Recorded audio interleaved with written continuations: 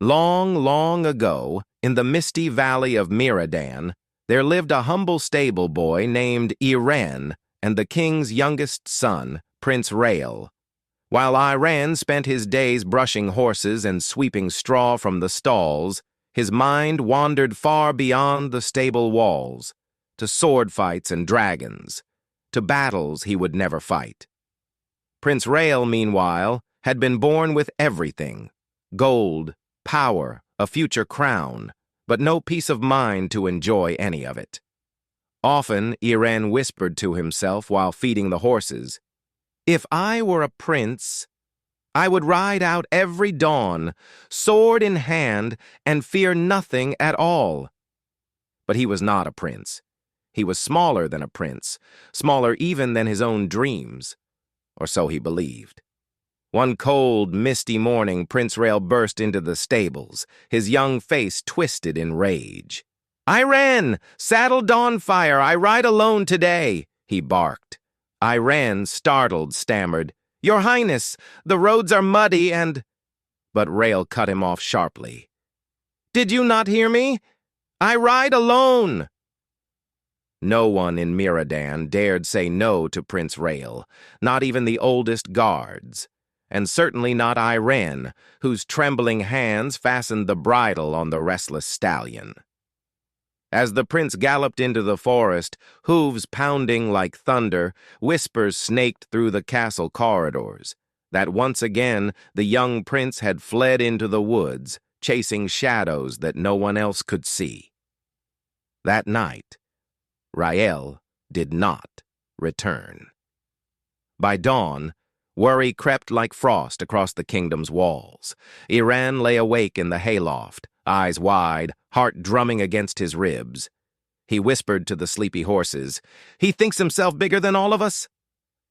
But in the forest, no crown matters. As the first sunlight cracked over the hills, Iren did what no stable boy was ever meant to do. He tied on an old wooden sword he had carved as a child, climbed atop the smallest mare, the one no knight ever chose, and rode alone into the deep, tangled woods. Far deeper than he had ever dared to venture, beneath ancient oaks dripping moss and secrets, Iren found Prince Rael. The young prince was trapped in a snarl of thorns and bruised pride, cornered by a massive wild boar, its tusks glinting like silver blades, its eyes burning red with rage. "Your Highness!" Iren cried. The beast turned its terrible gaze on him. He had no steel, only splintered wood, and a heart so loud with fear it nearly cracked his ribs. But courage pushed him forward, bigger than his fear. He stepped between the boar and the prince. "Run! Run, you fool!" Rael rasped weakly from the ground, but Iren stood firm, his voice steady even as his hands shook. "I am no prince! I am no fool! I am bigger than I was yesterday!" The boar charged. Iren swung with all the strength his small body could muster. Wood met flesh and shattered. But the beast faltered, just long enough for Rael to crawl upright and seize a fallen spear. Together, peasant and prince fought beneath the whispering trees until the wounded boar fled into the rising dawn, its roars echoing like thunder far away. Exhausted, breathless, and bruised, they collapsed side by side against a mossy boulder. Rael's voice trembled as he turned to the boy who had stood where no one else dared. Why did you come?" he asked. Iren, bloody and muddy but grinning through it all, said softly, "Because sometimes, Your Highness, someone smaller must remind someone bigger that he is not alone." A hush fell around them, the forest itself leaning in to listen. Then, for the first time in years, Prince Rael laughed, a sound freer than birdsong at dawn. When they returned to Miradan, limping and leaning on each other, the people gathered and cheered their prince's safe return. But the king looked past his son and gazed at the stable boy who had defied fear.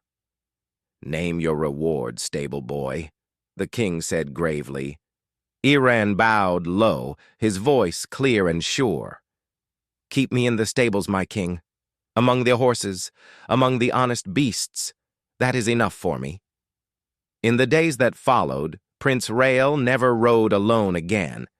He laughed more freely, listened more carefully, and when arrogance dared to shadow his heart, he found Iren in the stables and remembered that no crown is bigger than kindness.